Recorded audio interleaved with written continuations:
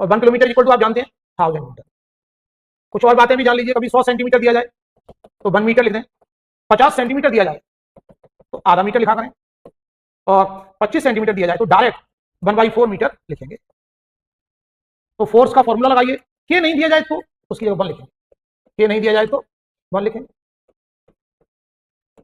9 × 10⁻⁹ Q1 Q2 micro की जगह -6 दिया, ये 10⁻³ का स्क्वायर 9 होगा कि 6 करेंगे, 6। तो कितना आया 9 × ये 6 ऊपर जाएगा 18, 10⁻⁹ लिख दें,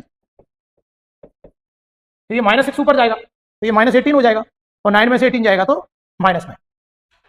न्यूटन। फोर्स का यूनिट क्या देंगे, न्यूटन। इनके बीच डिस्टेंस r है, इफ फोर्स F है, फोर्स कितना गिवन है, if distance between charges is half, यदि आवेशों के बीच की दूरी आधी कर दें, कभी दुगनी की आ जाएगा, ये बीच की दूरी आधी, बोलो। तो ऐसे क्वेश्चन आसान होते हैं, लेकिन आपको गलत हो जाते हैं जल्दी में। तो डिस्टेंस हाफ कर रहे हैं, देखना प्रपोर्शनल को क्रॉस में बदल दिया करें, डिस्टेंस हाफ कर रहे हैं, डबल कर रहे हैं, हाफ। तो फोर्स कितना होगा, स्क्वायर में रिलेशन है ना, इनवर्स स्क्वायर लॉ 4F, और डिस्टेंस डबल करते तो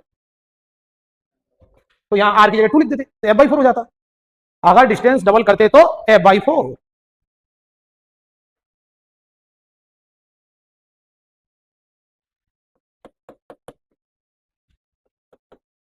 3 equal charges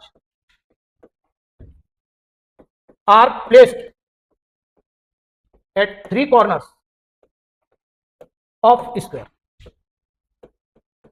Force between F12, force between Q1 and Q2 is F12, Q1 and Q3 is F13। दोनों का रेशियो निकालना। 3 समान आवेश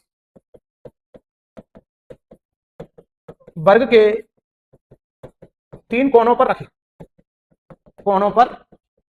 रखे हैं।